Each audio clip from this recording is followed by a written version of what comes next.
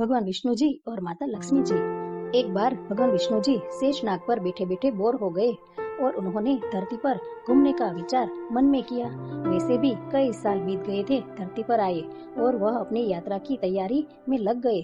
स्वामी को तैयार होता देख कर लक्ष्मी माँ ने पूछा, आज सुबह सुबह कहाँ जाने की तैयारी हो रही है? विष्णु जी ने कहा कि हे लक्ष्मी, मैं धरती लोक पर घूमने जा रहा हूँ। तो कुछ सोचकर लक्ष्मी माँ ने कहा, हे देव, क्या मैं भी आपके साथ चल सकती हूँ? भगवान विष्णु ने 2 पल सोचा, फिर कहा, एक शर्त पर तुम मेरे साथ चल सकती हो। तुम धरती पर पहुंचकर उत्तर दिशा की ओर बिल्कुल मत देखना। इसके साथ ही माता लक्ष्मी जी ने हाँ कह के अपनी मनवा ली और सुबह सुबह माँ लक्ष्मी और भगवान विष्णु धरती पर पहुंच गए। अभी सूर्य देवता निकल रहे थे। रात बरसात होकर हटी थी। चारों ओर हरियाली ही हरियाली थी। उस समय चारों ओर बहुत शांति थी और धरती बहुत सुंदर दिख रही थी और माँ लक्ष्मी मंत्रमुग्ध होकर धरती को देख रही थी और भूल गई कि पति को क्या वचन देकर आई है और चारों ओर देखती हुई कब उत्तर दिशा की ओर देखने लगी पता ही नहीं चला। उत्तर दिशा में माँ लक्ष्मी को एक सुंदर बगीचा नजर आया और उस तरफ से भीनी भीनी खुशबू आ रही थी और बहुत ही सुंदर सुंदर फूल खिले थे। यह एक फूलों का खेत था और माँ लक्ष्मी बिना सोचे समझे उस खेत में गई और एक सुंदर सा फूल तोड़ लाई।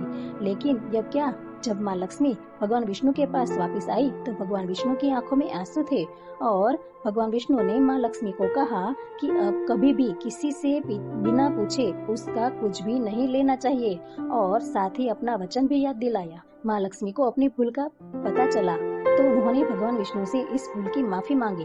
तो भगवान विष्णु ने कहा कि तुमने जो भूल की है उसकी सजा तो तुम्हें जरूर मिलेगी। जिस माली के खेत से तुम नए बिना पूछे फूल तोड़ा है, यह एक प्रकार की चोरी है।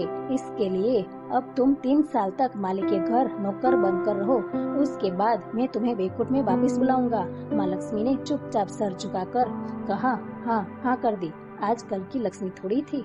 और माँ लक्ष्मी एक गरीब औरत का रूप धारण करके उस खेत के मालिक के घर गई। घर क्या, एक झोपड़ा था और मालिक का नाम माधव था। माधव की बीवी, 2 बेटे और 3 बेटियां थी।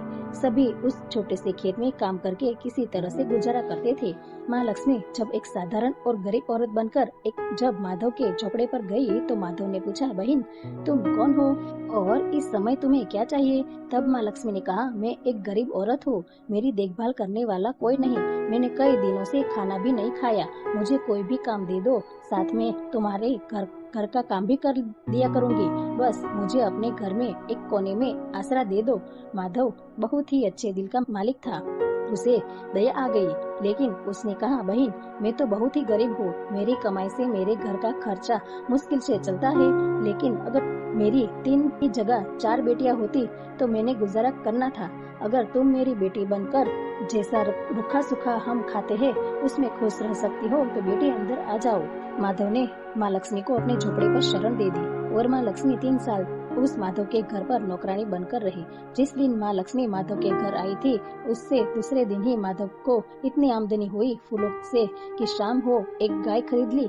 फिर धीरे धीरे माधव ने काफी जमीन खरीद ली और सबने अच्छे अच्छे कपड़े भी बनवा लिए और फिर एक बड़ा पक्का घर भी बनवा लिया। बेटियों और बीबी ने गहने भी बनवा लिए और अब मकान भी बहुत बड़ा बनवा लिया था। माधव हमेशा सोचता था कि मुझे यह सब इस महिला के आने के बाद मिला है। इस बेटी के रूप में मेरी किस्मत आ गई है मेरी।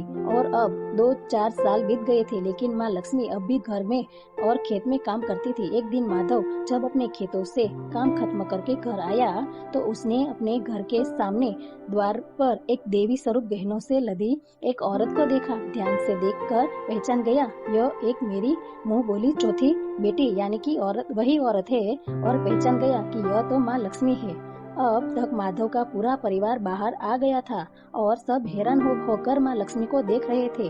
माधव बोला, माँ हमें माफ कर, हमने तेरे से अनजाने में ही घर और खेत में काम करवाया।